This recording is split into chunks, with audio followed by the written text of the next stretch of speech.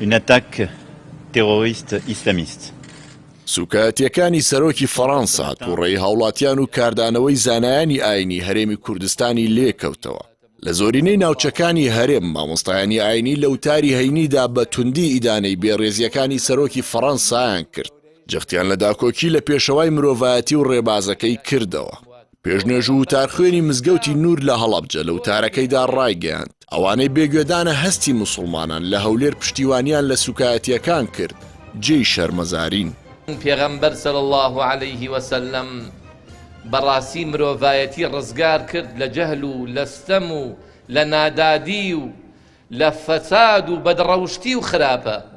زۆر دڵگران بووین لە شاری هەولێری سوڵتان مزەفەر لەم دۆخەی ئێستا کە هەست و نەستی تێکڕای مسلمانان تیایدا بریندارە. بێگوێدانە هەستی زۆرینەی مسلمانانی کوردستان بە ناوی نوێنەرایەتی گەلی کوردستانەوە بچیتە قونسوڵخانەی فەڕەنسا و بۆ دەربڕینی پشتیوانی لە سوکایەتی پێغەمبەر صلی الله علیه وسلم. بەڕاستی شەرمەزاریە، چونکە ئێمە زۆرینەی گەلی کورد مسلمانە، مێژوو دیارە دروشت و ورد ئاشنای یەکن ئیسلام و کورد.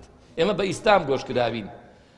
پێشینەکانی ئێمە شۆڕشەکانیان کرد هەمووی مەلا بوون، لە حوجرە و لە خانەقا و لەو شوێنانە پەروەردە بوون. لە ئیدارەی ڕاپەڕینیش مامۆستایانی ئاینی لە وتارەکانیاندا پەیمان و دڵسۆزی خۆیان بۆ پێشەوای مرۆڤایەتی دووپات کردەوە. پێشنەژ و وتارخوێنی مزگەوتی هەمزە ئاغا لە ڕانیە دەڵێت میلەتی کورد 100 ساڵە باجی ڕێکەوتنامەی سایکس بیکۆ دەدات کە فەڕەنسا و بەریتانیا ئەندازیاری ڕێکەوتنەکە بوون و تێیدا خاکی کوردستان بەسەر عێراق و سووریا و ئێران و تورکیادا دابەش کرا. زۆر جێی داخە کەسانێک دەبینی لە فەیسبوک لە هەڵوێستی ڕەسمی وەکو حکومەت وەکو پەرلەمان دەڵێت ئێمە پشتگیری فەڕەنسا دەکەین. پشتگیری چی فەڕەنسا دەکەی؟ پشتگیری فەڕەنسا دەکەی کە قسە بە پێغەمبەری خوا دەڵێن؟ پشتگیری فەڕەنسا دەکەی کە قسە بە ئیسلام دەڵێت؟ پشتگیری فەڕەنسا دەکەی کە لە باڵاخانەکانی ڕەسمیان بە داتاشۆ ڕسمی پێغەمبەری خوا بڵاو دەکەنەوە، لەسەر جادە و لە شەقامە ڕئیسیەکان پێشان دەدەن کە بە شێوازێکی زۆر ناشیرن کاریکاتیریان کردووە لەسەر پێغەمبەری خوا. نابێ پشتگیری بکەی. نەک وڵاتێک فەڕەنسایەک کە کوردستانی کردوتە 4 پارچە کێ سایکس بیکۆی داهێنا؟ ئەوە فەڕەنسا و بەریتانیا بوون ئێمان ئەوا لێ کرد. هاوشێوەی بەشێکی زۆر شار و شارۆچکەکان لە زۆرێک لە مزگەوتەکانی قەزای چەمچەماڵ مامۆستایانی ئاینی و تارەکانیان بۆ خۆشەویستی پێغەمبەری ئیسلام درودی خوای لەسەر بێت تەرخان کرد. لەو چوارچێوەیەشدا پێشنێژ و وتارخوێنی مزگەوتی حاجی بەکر چۆڵمەکی لە چەمچەماڵ لە وتارەکەیدا ئاماژەی بەوە کرد پێویستە لەسەر موسڵمانان یەکدەست و یەگەڵوێز بن بەرامبەر بە هەر کەس و گروپ و لایەنێک کە بێڕێزی دەکات. خۆشەویستی من و تۆ بۆ پێغەمبەر صلی الله علیه وسلم لە کاتێکە لە هەر وڵاتێ لە هەر شوێنەیە کە ئازاری پێغەمبەر ئەدرێ صلی الله علیه وسلم کە بە کاریکاتێر گاڵتەی پێکرێ و گاڵتەجاری پێکرێ، ئەوە ئیمانی من و تۆی مسلمان دەرەخا کە لە کام سەنگەراین؟ ئایا لە سەنگەری پێغەمبەراین صلی الله علیه وسلم؟ ئەبێ موقیفمان هەبێ، چونکە ئەوە معنای ئیمانی ڕاستەقینەیە بۆ ئێمە لای خوای پەروەردگار و هەم لە دنیایشە. ئەمە موقیفێکە مسلمانەتی ئێمە ئەسەلمێنێ.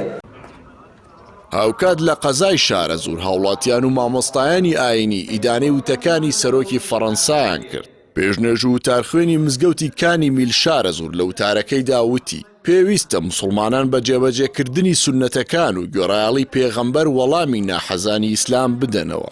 خی گەورە پێمان دەفەرمێت قل إن كنتم تحبون الله فاتبعوني. ئەی پێغەمبەری خوا صلی الله علیه وسلم ئەمرە بڵێ پێیان ئەگەر خوای گەورەتان خۆش ئەوێ دوای ئاکارەکانی پێغەمبەر صلی الله علیه وسلم بکەون. یەکێکی تر لە خۆشەویستی پێغەمبەر صلی الله علیه وسلم حب الرسول التصديق بالقلب، بەدڵ خۆشی بوێت، باللسان والعمل، بە زمان هاوار ئەکەیت خۆشم ئەوێت وە کردارەکانیشی سنەتەکانی پێغەمبەر صلی الله علیه وسلم بۆی بەڕێوە.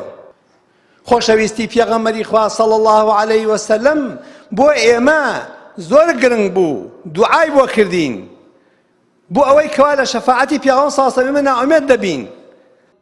کاردانەوە و تووڕەیی هاوڵاتیانی کوردستان و موسڵمانانی جیهان دوای ئەوە دێت ئیمانوێل ماکرۆن سەرۆکی فەڕەنسا لە 2 وتاردا هێرشی کردە سەر پیرۆزیەکانی ئیسلام. ڕۆژی 2 ئۆکتۆبەری 2020 لە شارۆچکەی لیمیگۆ سەرۆکی فەڕەنسا ڕایگەیاند ئیسلام ئاینێکە لە هەموو جیهاندا لە قەیراندایە. بە هەمان شێوە سەرۆکی فەڕەنسا ڕۆژی 21 ئۆکتۆبەری 2020 لە پاریس دوای تووڕەیی موسڵمانان ئاماژەی بەوە کرد واز لە کاریکاتێر و وێنە دەستیەکان ناهێنین ئەگەر ئەوانی دیکەش پاشە کشە بکەن.